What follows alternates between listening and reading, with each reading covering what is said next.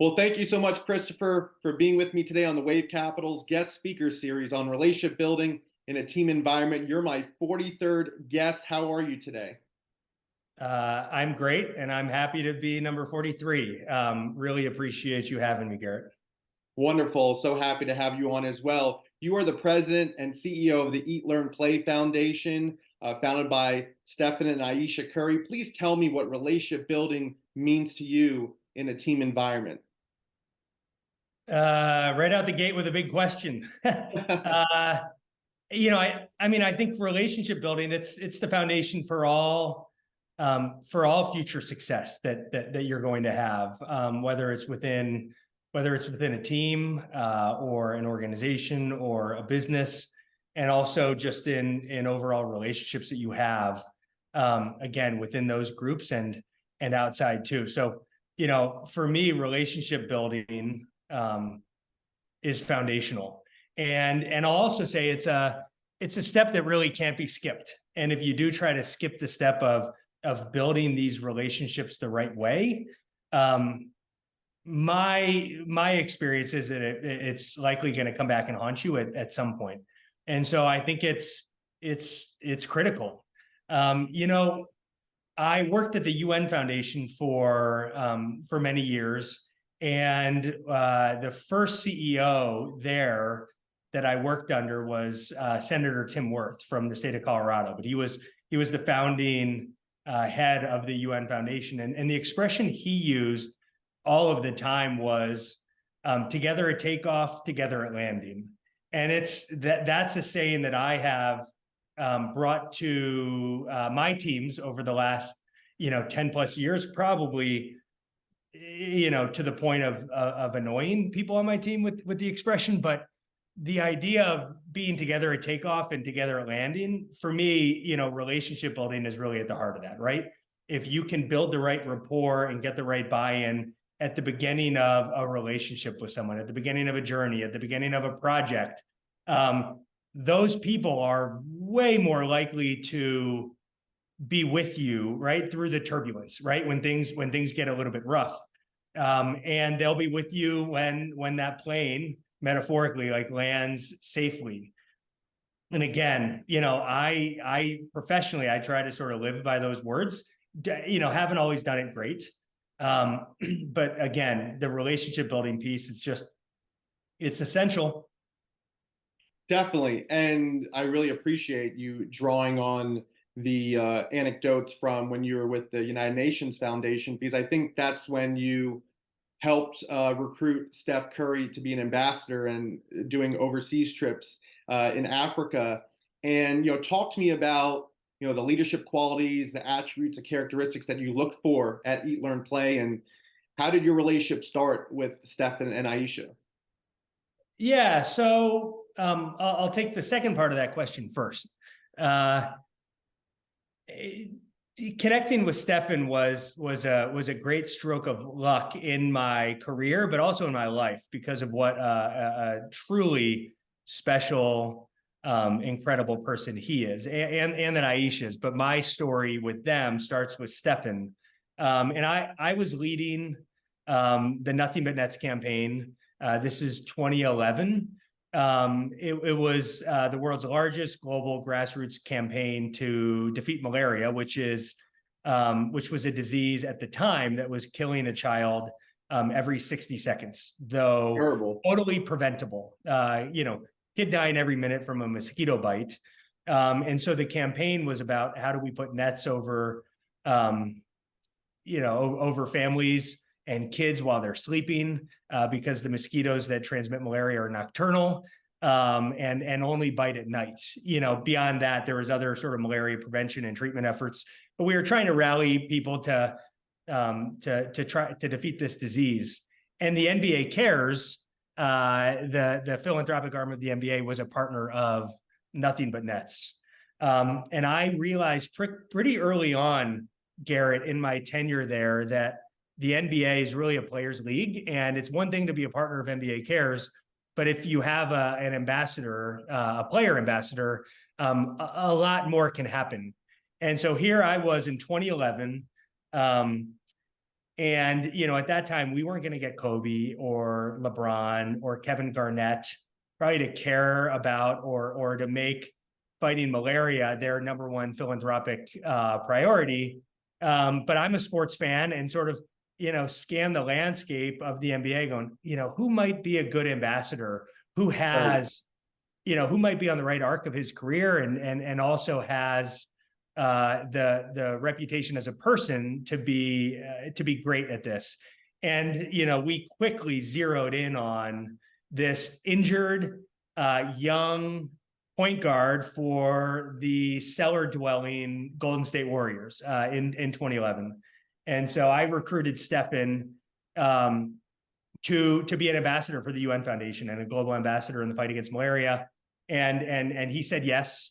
So over the course of the next 5 years together, forged that relationship where, in the summer of 2013, he gave up, a week out of his summer to come with us to Northwest Tanzania, to the border of the Congo, to visit multiple refugee camps, stay in the camps and experience what life was like and how malaria was ravaging the camps. Wow.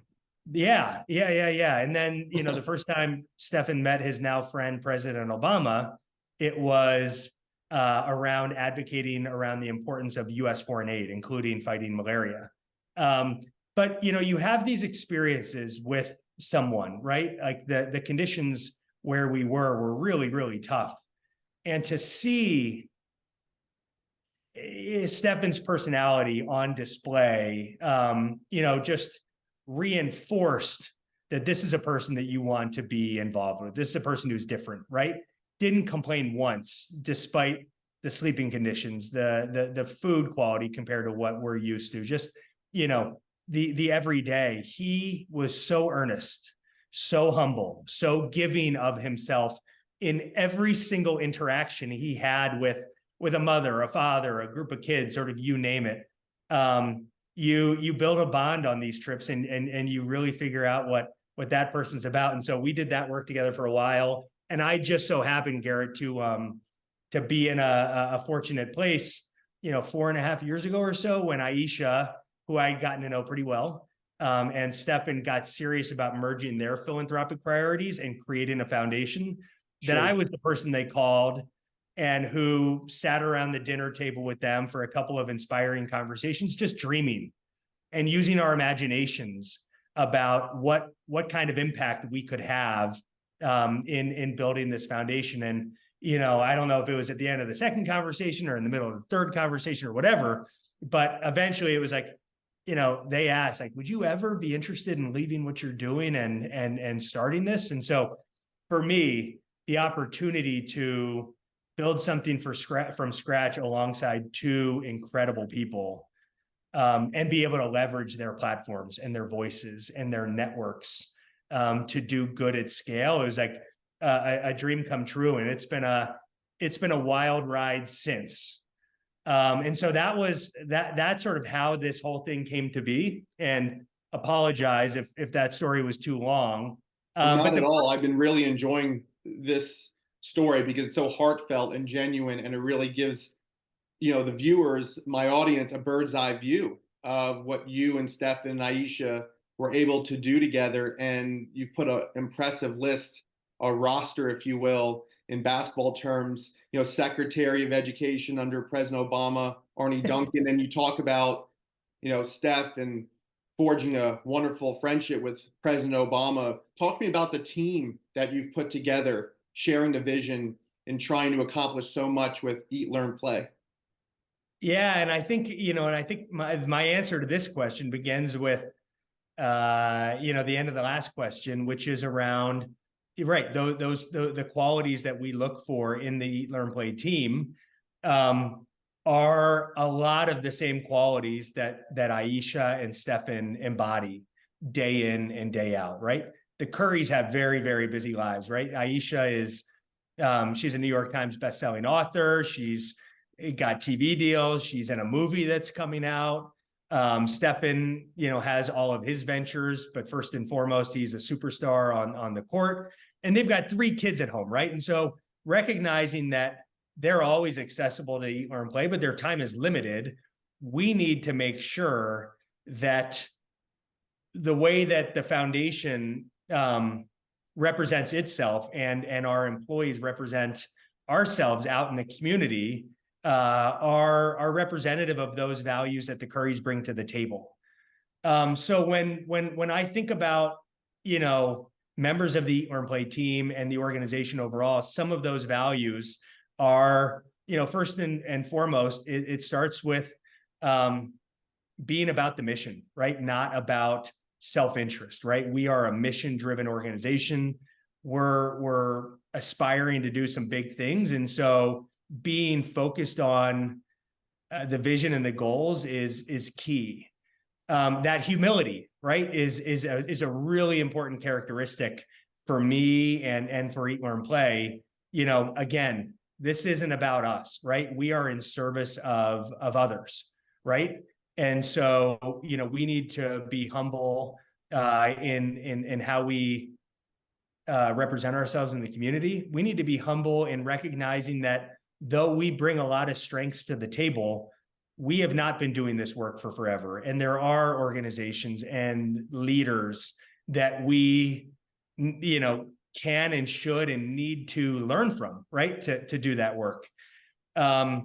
Authenticity is another big one, right? Not Absolutely. trying to be someone other than who you are, right? Flaws and all. And I've got a lot of experiences, you know, in my 20-year work history now of you know, where a lack of authenticity or trying to be something else sort of burned. But just, you know, Stefan and Aisha, they are authentic to the core, and we try to be as well. And then there's three more, right, that I'll tack through quickly. Optimism is a huge characteristic for us. This is hard work. Changing the outcomes for Oakland students is not going to be something that can be done overnight. There's a lot of barriers in the way in a lot of ways, but remaining optimistic about our ability to impact a generation of kids and to impact, you know, single kids along the way. Sure. needs to be there. A willingness to put in the hard work is another essential characteristic, especially for the leaders on the Eat, Learn, Play team, right? Being able to show the team, you know, we're willing to roll up our sleeves and get our hands dirty as well. Or, you know, we have a friend, Andrew Moses, at the foundation, who's got a great podcast too, and it's called Pulling the Tarp, right? And he's all about leaders who are out there, you know, willing to pull the tarp. And I think that that's critical for all of us at Eat, Learn, Play. No work is too big for me at the foundation or for other folks. That's the attitude we have. And then the last thing is just to have a sense of humor about the work, right? Like Absolutely. we work hard and we work on serious issues that can take a toll. And even though the work's serious, doesn't mean that we need to take ourselves seriously all the time. And so I think for our team, humor can be a great equalizer. It can bring stress levels down, and it can just keep people and remind people that even though this is hard work, like it can still be fun, right? Because if work is fun, then people are going to be excited to do it every day. So that was a lot, but those are really important characteristics that we look to as we're building relationships and building the Eat, Learn, Play team. I loved it. I loved all the explanations and, you know, relationship building. And that's what the theme is of my podcast. And relationship building in a team environment is so essential. And I'd like to say relationship building is the essence of humanity. It's who we are. We need people's assistance when we're trying to accomplish goals. And I know that people have individual goals, but to be quite frank, it's really all about the collectiveness and the approach of achieving those goals as individuals. And it's the collective approach of making differences in other people's lives. And would love to know more about the approach. You know, when you were thinking about the Bay Area and Oakland, you know, in those distressed areas, how did you approach reaching out to communities and getting the right vendors and, mapping out the roles and responsibilities of each person and how much of a hands-on approach. And I'm pretty sure it was very much hands-on with Steph and Aisha, really mapping it out with you and the rest of the team. Yeah, no, absolutely. And I mean, yeah, when we started, I was a team of one for almost the first year, right? And that we were just putting the pieces together, Stefan, Aisha, and I, and then we were really able to accelerate as we've built what I think is a pretty incredible team. But one of the things that they were really so there was a couple of things that the Currys were adamant about when we were building Eat, Learn, Play. One was these issue areas that we're working on that were near and dear to them. Hunger, right? Making sure that children have access to the food they need to be healthy and thrive. The play was Stefan, knowing that play was not just formative for him, but is critical in character development for all kids. And then the learn pillar was both of them coming together saying, we need to figure out how to have the greatest impact in making sure kids have access to a quality education. They were adamant that this work happens in Oakland, right? Which was Oakland's their adopted hometown, right? It's where they became a family together. And it's a community that really wrapped their arms around the Currys. And the Currys and Eat, Learn, Play was an effort to wrap their arms and our arms right back around Oakland, right? As Aisha said, to be the village for them. The third thing that they were really, really adamant about was our name. When our 501c3 nonprofit papers were originally filed with the IRS prior to me joining, it was the Stefan and Aisha Curry Family Foundation. And Aisha just said, I don't want to do anything as a foundation until we change this name. Because, having a foundation with our names in it and nothing else, it doesn't say anything about the work that we're setting out to do or the impact we want to have. And it's about us. And that's the opposite vibe. And then Stefan kind of chimed in. He's like, yeah, this is about impact, not about legacy. And that line from Stefan and that sentiment from Aisha has been part of Eat, Learn, Play from the very beginning. But when we set out to have an impact in these spaces, again, it was a lot of those characteristics that I just talked about a minute ago that we had to put on display in building Eat, Learn, Play and our base of community partners. Our attitude is that there's a lot of leaders, there's a lot of organizations already doing good work. And so how can we get behind those organizations and those people and sprinkle in a little bit of the Curry magic to be able to grow and amplify the work that they do, constantly seeking these 1 + 1 = 3 relationships where, we add financial resource to that organization that allows them to scale, but also the magic when the Currys show up or when they story tell on those organizations' behalf. That's really a lot of what we've tried to do, to try to figure out who are the partners that we can align with to do great work with. This is not at all about us doing the work on our own or coming into a community saying we've got the answers. It's the opposite of that. It's how can we use our unique assets to uplift others? And what's really great is the fact that, Steph, when he got into the league very quickly, the city of Oakland, or just the Bay Area before they moved over to San Francisco at their new arena at the Chase Center, but they embraced Steph. The city embraced him with his basketball skill and his dominance and his presence on the basketball court, and his father having played in the NBA as well, Del Curry. So people were very familiar with the Curry family. And then his brother, Seth Curry, who played at Duke University. So you had Steph, who played at Davidson, you had Seth, who played at Duke. But it was when this foundation that you all have, blossomed with, and to make such a deep impact into the community started embracing the Currys in more ways than one beyond just basketball, because they saw the human element. They saw, them as real people who really love what they do, want to give back to the communities, want to put their, footprints on the grounds of all these distressed areas and say, here we are, we're here to help. How could we help? And do everything they can, everything they possibly can with your assistance, with Secretary Duncan's assistance, with all these other people of your organization, everybody working as a team to make a difference. And when I was reading on the website about the pounds of food or how many books have been distributed, talk to me about those figures, because they're not just figures, they signify the impacts, quantifiably, the impacts that you all have done at Eat, Learn, Play. Yeah, no, absolutely. And listen, I appreciate that, but I'm not gonna, we aren't gonna take too much credit as Eat, Learn, Play, right? Like the Currys' love and some of the impact they've had in Oakland, happened before Eat, Learn, Play was founded in 2019, but we have been able to accelerate it in a pretty major way.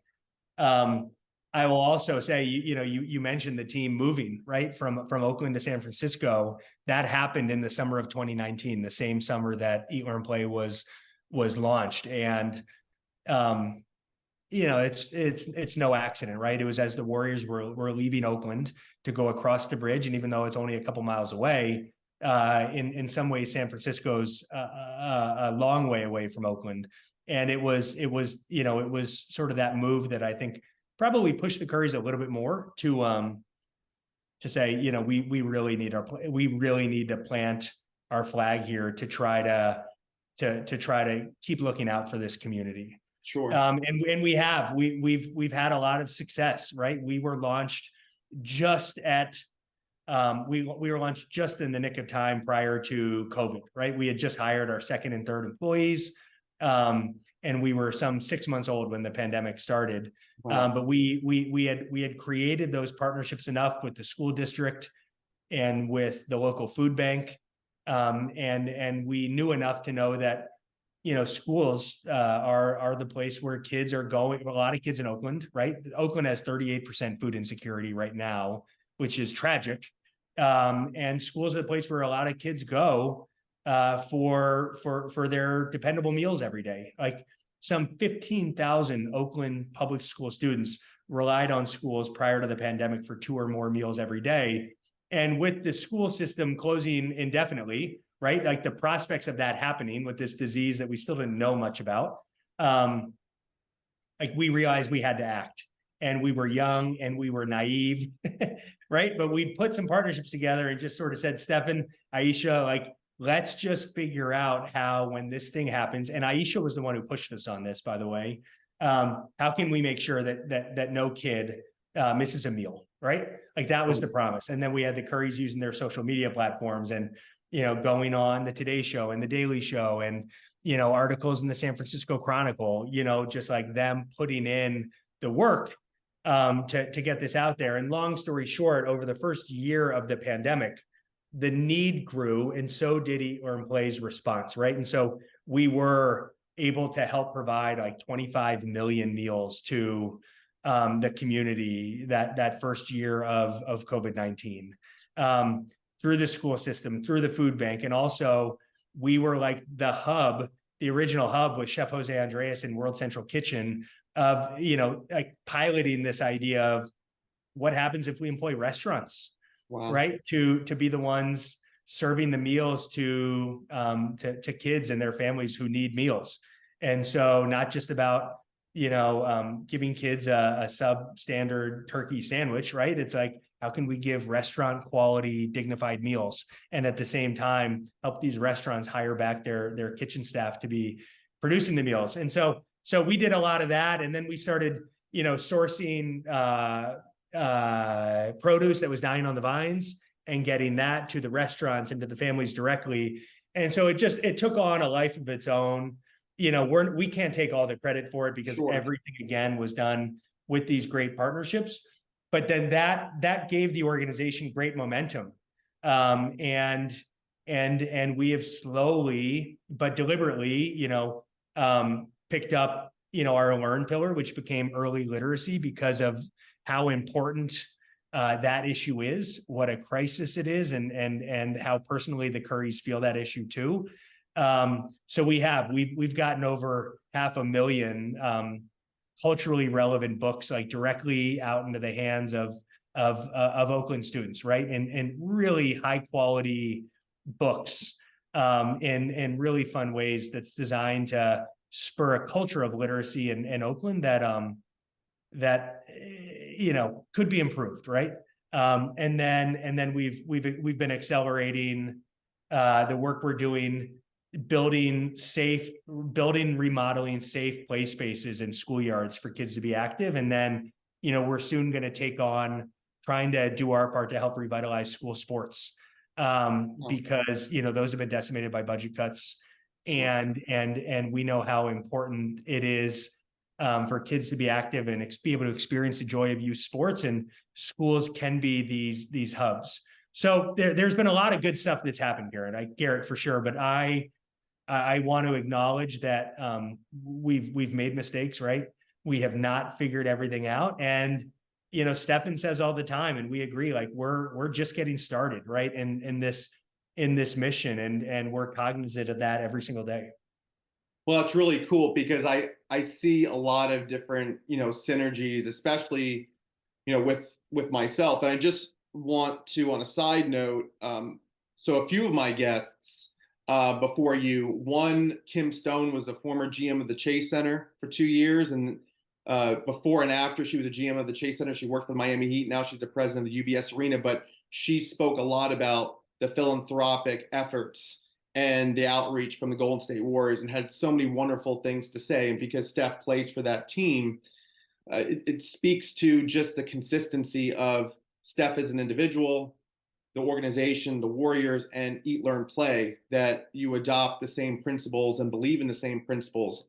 One of my other friends is Larry Harris and Del Harris, the Harris family, and Larry is the assistant GM of the Golden State Warriors, director of player personnel, great guy. Again, spoke a lot about the philanthropic efforts of the Warriors. And then you mentioned Jose Andres, and when I interviewed one of my former colleagues from ESPN, Steve Pederak, who's the producer for Jim Cantore at the Weather Channel, when they were on assignment in Louisiana, they got to meet Jose Andres from World Central Kitchen, who he's a humanitarian, so philanthropic, known throughout the world. That's so great that you've partnered with him and worked with him, because Steve and Jim, and I haven't had the pleasure of meeting Jim, but I know Steve, and who was on my podcast, and they were just very impressed by his work. So definitely want to share with them all the great work. And I'm sure Steve, having worked at ESPN and ABC, CNBC, being in the media world, he follows Steph Curry, and I would love to get his feedback, which I'm sure is phenomenal, about what you guys are doing at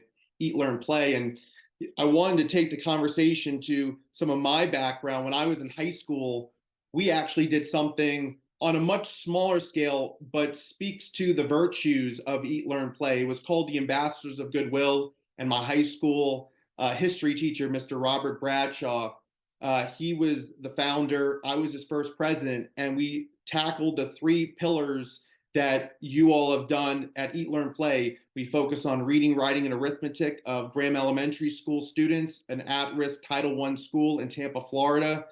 We donated thousands of books to their community, making sure that they were up to speed on reading, writing, and arithmetic. We would be in their classrooms. We would be helping them, tutoring them, planting gardens outside their school, making sure that they understood about the environment and just their surroundings around them, and then making sure that they had quality food to eat and getting a lot of physical activity.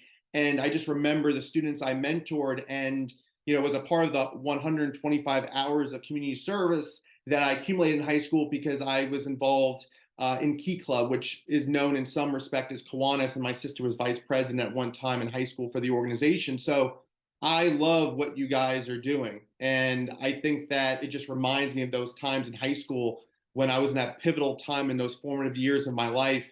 And it's just so exciting to hear that you guys have done this on a much grander, wider scale, but that can be adopted in so many different places. Yeah, that is amazing. That's such a cool story. And yeah, I mean, so you had figured it out way before I had, not to age you. and that's great. And I love like ambassadors of goodwill. It's yeah, it's right on. I mean, I like that expression, and with your permission, might use it. Yeah, I'd love to, tell you more about the Ambassador of Goodwill, and feel free to, maybe we could talk offline about, how we might be able to utilize that one day. Yeah, no, absolutely. I would love that. What are your goals, 1, 3, 5 years out for Eat, Learn, Play? And thinking back to your career, I mean, I had read your LinkedIn profile. I reviewed it before our interview, and you actually were in public radio at Davidson College with NPR. So I was wondering if you had crossed paths with Stephen then, or it just happened to be that you were at Davidson right when he was going to school there. And I saw that you were with the Starlight Foundation and Public Citizen. So you've done a lot of things in this sector, in the nonprofit sector. So you came in with a lot of experience. And granted, I know that you said that you and your team have still been looking for ways to implement and improve. And obviously nobody's perfect. But what, as you as an individual, what drew you to this industry? Yeah, great questions, right? I think it took a little bit of time for it to fully crystallize, but at some point fairly early on in my career, I just realized that I was a mission-driven person, right? And that what sort of made me tick, especially from the standpoint of like, how am I spending 40, 50, 60 hours of my week every single week? It wasn't primarily financial, right? I'm not going to act like a saint and say that stuff's not important, because it is, right? And I have a family and all of that stuff, but that's not what got me out of bed at all, right? Wanting to feel good about the positive impact I was having was essential, right? And I do think that as I look back through what I'll say is probably the first half, I'm probably halfway home on my career, like the first half of the career, that has been the common thread, right? Trying to figure out how to be making things a little bit better, whether it's right, making sure that advocating for raising money for public radio stations, right? I did not cross paths with Stefan while at Davidson. I'm a sports fan and was well aware of him, which is what had him at the top of the list years later, right? When I was running the anti-malaria campaign. But it's just sort of a viewer admirer of his. But yeah, it's that mission orientation, right? And figuring out what skills do I have, right? What characteristics do I have that can benefit some of these organizations that are doing great work, right? I was never going to be a scientist or a doctor, right? Or some of these more technical jobs, right? Sure. But what I realized I did have early on was the ability to raise money, the ability to bring people together and create partnerships, to rally folks around a vision, and then gradually sort of built up some other fairly core competencies so that I could eventually, get to the point where I was well suited to try leading an organization. So that was the career path, and it served me pretty well, right? But to get to the first part of your question around goals, right? 1, 3, 5 years, Eat, Learn, Play. We're definitely motivated to do big things, and frankly, I kind of feel like we need to, based on the way we're unbelievably blessed with the Currys and their platforms, their networks, the fact that Aisha and Stefan have agreed to fully underwrite forever the administrative and fundraising costs for the organization. Like, wow. We need to take full advantage of this opportunity. Sure. So interestingly, we hit our third anniversary, towards the middle late of last year, and it Congratulations. kicked off a strategic planning process that I won't bore you with. But what's been interesting about it is we've gone through this process and talking amongst ourselves, listening to the community, doing some like really deep landscape analysis of Oakland. Where we are going is really around the idea of how do we improve the school experience for a generation of Oakland kids, right? A focus on improving schools, for no other reason really than the fact that that's the distribution channel where in Oakland right now more than 35,000 kids are going to eat, learn, and play every single day. And we feel like we are uniquely situated to improve that experience of being a student in Oakland Public Schools for a generation of kids across these three pillars, right? And what that could mean for these kids and helping them reach their full potential.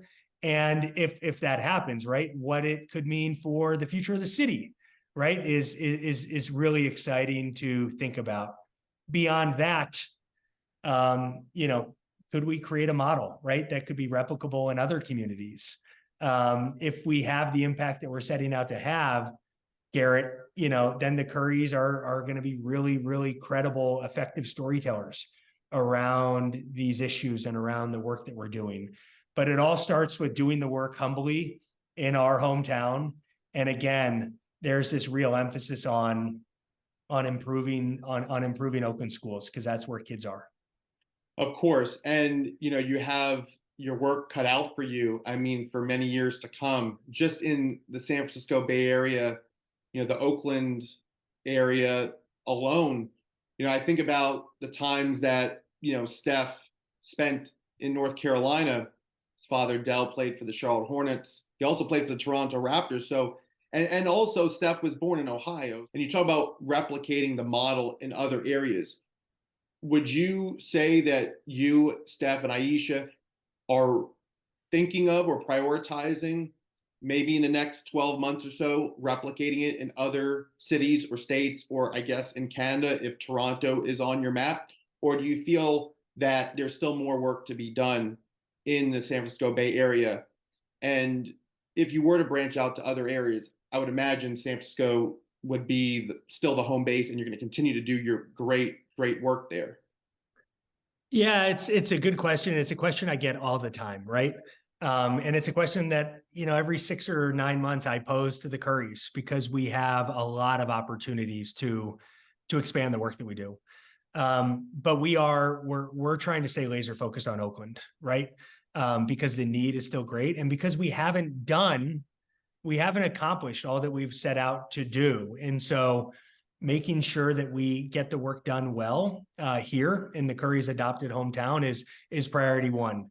There's been some low-hanging fruit moments. There's been some investments we've made in other communities, including in North Carolina, and some stuff in San Francisco that we have upcoming. But it's all about getting the job done in Oakland, and then again, we'll be in a position to be great advocates to expand our work to other communities, whether that means direct investments like at scale, which I don't think we will ever really be big enough to do, but I do think, to use a basketball phrase, right, like we could create a playbook of sorts that we could share with organizations, school districts across the country, maybe some other athletes or celebrities foundations, in terms of, what we've been able to do to move the needles for kids. And so we're excited about that. But, the next 3 years, especially, it's trying to have as much of a laser focus on possible in Oakland. Yeah, you never know. Maybe like satellite locations, but everything still gets, fed back to where you all are at in the San Francisco Bay Area, because you're exactly right. That's an operative word, playbook, because what that means is that it's the ingredients of the success that you and all of your partners and vendors and all the resources that you pull together. I mean, you have the formula, and it works, and it works phenomenally well. I'm very happy for you and your team. Nah, thanks. I appreciate that. And, it's been gratifying to see some of that stuff happen already, right? The restaurants for the people work that we did with World Central Kitchen is now being activated everywhere. And it's been going on in Ukraine now for over a year. So that's been something. We created like the world's coolest, first of its kind, retro fitted school bus, Garrett, like the Eat, Learn, Play bus. That is our mission on wheels, right? That is, it's huge, it's loud, it's beautiful. One side of the bus opens up to be a free mobile market where we give restaurant meals and fresh produce to kids in the community. And then the other side opens up to be this free mobile bookstore, right? Where kids can go and select 2, 3, 4 books, culturally, relevant books that they can, that we gift them so they can take home to read and to keep. And that model, right, of serving the community in different ways. And we work with the food bank, right, as the operator of that bus. And the head, Reggie Young, who's the head of the food bank here in Alameda County, he talks to me about how, the executive directors at food banks around the country are regularly asking him about this bus and trying to draw inspiration around this idea of reaching kids differently and with joy and dignity, getting young people, getting families to line up for resources from a food bank, right? It's stigmatized, right? There's a lot of shame that's associated with it. It can be hard work. But with our bus, like, you should see kids' faces light up when this thing rolls into town or into a schoolyard. It's amazing. Like, the feeling that we have effectively captured and sought to capture, this is like more the feeling of like, when as kids we would hear the music from the ice cream truck coming down the street. And so there are already these things that we have done in the short amount of time that I think are beginning to be replicated in other communities. And that's really gratifying. But again, it's all just built on what we're trying to do to impact kids in our hometown here. I think it's exceptional because you've made what you're doing to be very mobile and accessible. It's like philanthropy on wheels, right? I mean, you can travel to different communities and it's multi-purposeful, it's multifunctional, and you're doing a lot of great impact just for that school bus alone. And I think that's very clever. Yeah, no, it is, right? You should have a follow-up conversation with some of the operations folks on the Learn Play team. We had the vision, we built a bus. It's amazing. And we've had to learn a lot in the last year and a half in terms of like the do's and don'ts, the goods and the bads of having a 38-foot retrofitted school bus. And so there's been challenges, but joking aside, it's been awesome, right? And it captures the spirit of Eat, Learn, Play and what the Currys have set out to do here from day one. And if you can choose one word when you wake up in the morning and you go to work every day, what's one word that comes to mind that symbolizes what you're doing in Eat, Learn, Play? The word that's been in my mind a lot recently, and I do think really represents the spirit of Eat, Learn, Play and how I personally try to approach this work is imagination, right? Being imaginative. We are not the first people to do this work, right? You were doing it with the ambassadors of goodwill before us, right? We haven't, we are not necessarily the experts, from an issue area perspective, though we've I think we've really done a good job educating ourselves. But what we've done a really good job of, I think, is imagining how we can be serving kids better, right? By linking together issues, linking together partners in a way that they haven't been connected before for those 1 + 1 = 3 sort of equation outlooks. The way that we've imagined the Learn Play school bus, right? And just ways that we can serve kids so that not only are they getting the resources that they need, meeting them where they are, but in a way that represents the Currys really well, and just the joy, the authenticity, and the dignity. That's been a calling card for Eat, Learn, Play. And so I do think that one of the things that sets us apart, and one of those ways that we try to attack each day, is with a great sense of imagination. And imagination is such a powerful word because there's no limits to imagination. You're being so creative, and there are no limits to what can be achieved as long as you put your mind to it, and it's endless. And that's what makes it so remarkable. That's what makes it so special, especially for an organization like yours, because there are no limits. Just like Steph doesn't think that there are any limits on the basketball court. Well, at Eat, Learn, Play, there aren't any limits to make a difference, and an impactful, very positive, lifelong to children who Yeah. need you all so much because they didn't have the same opportunities growing up, and now you all are a beacon for them. And I think it's truly remarkable that, imagination, it really does go a long way. Yeah, no, you're right. Aisha and Stefan, like Stefan's imagination's on full display. 82 games a year, and then the playoffs.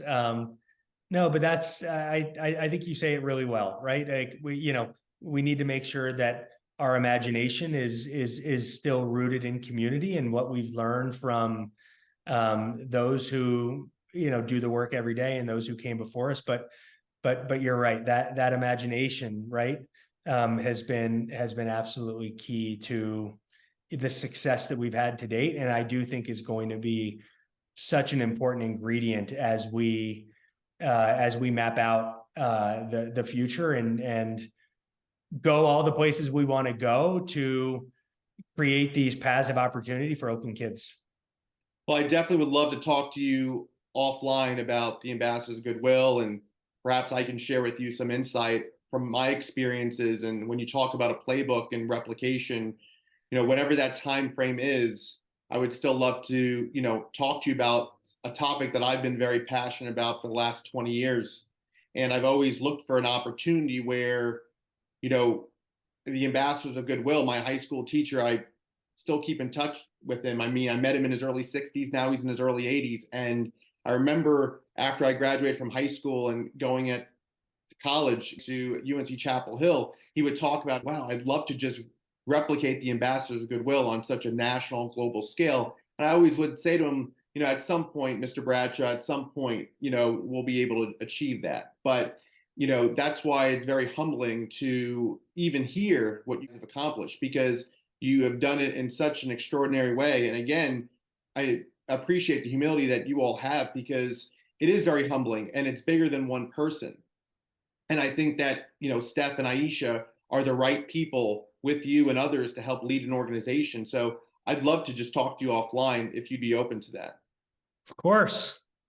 Yeah, no, I would love to. And the other thing I'll say, at the risk of being cheesy, right? Like just using your platform, right? And giving your voice to an organization like Eat, Learn, Play, like that makes you an ambassador of goodwill. So you're still doing the work. I really appreciate that. I really do appreciate that. And I'm very prideful that, you're my 43rd guest, and, to get to number 43, it's very humbling. And I look at all the people, including you, who I've interviewed, and everybody comes from different walks of life, and everybody has so much to give to this world and making a positive impact with, their God-given abilities. And, I love how there's synergies with all my guests, and you can, point to the dots, the 6 degrees of separation or less. So that's why I wanted to share with you some of those other guests that I've had, because they are tied to the Warriors organization and Jose Andres. So that's why I wanted to share that part with you too. Thank you. And I appreciate that. And I appreciate a Tar Heel like you dressing up in Cal colors for a conversation about Oakland and the East Bay. Absolutely. And I'm so glad to have you on so we can spread the word to Eat, Learn, Play. And, my podcast is currently being listened to in 10 countries, including the US. So I hope that it allows Eat, Learn, Play to be heard in different parts of the world. Yeah, well, no, thanks for your time. Thanks for sharing your platform with us. This has been a really fun conversation. I'm excited to keep it going. Absolutely, Christopher. Likewise, I really enjoyed it too. Thank you so much for being a guest on the WaveCapital's guest speaker series on relationship building in a team environment. I hope you have a great rest of your day, and we'll talk soon. All right, go Warriors. Take care. Go Warriors. Take care. Bye-bye.